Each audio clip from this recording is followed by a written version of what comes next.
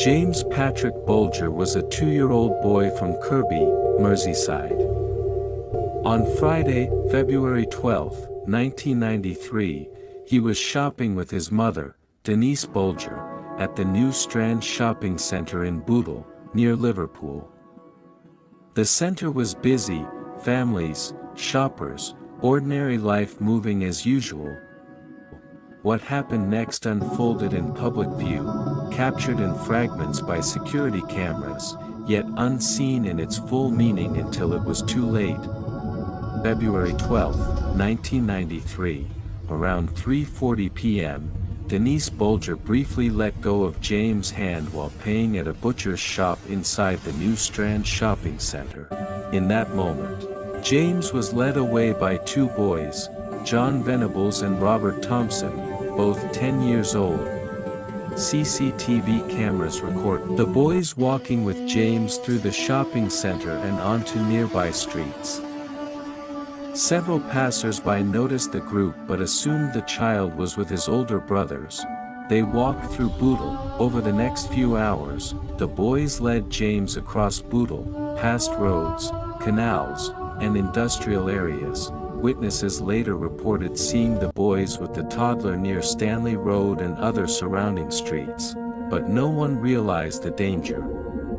The journey ended near Walton, along a railway line close to Walton Lane.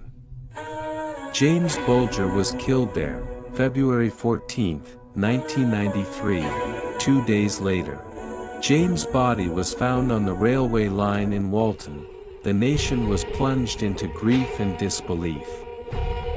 The case dominated headlines across the UK. Detectives from Merseyside Police reviewed hours of CCTV footage from the shopping centre. One still image, showing James being led by two older boys, became one of the most recognizable images in British criminal history. John Venables and Robert Thompson were arrested on February 20, 1993, both initially denied involvement but later gave statements during police questioning. The trial took place at Preston Crown Court, an unusual move due to the defendants' ages. Venables and Thompson were tried as adults, though they were only 11 by the time the trial began. The proceedings raised serious questions about child responsibility. On November 24, 1993, both boys were found guilty of murder. They became the youngest convicted murderers in modern British history. The boys were sentenced to detention at Her Majesty's pleasure, meaning no fixed release date. Over time, their identities became protected by lifelong anonymity orders.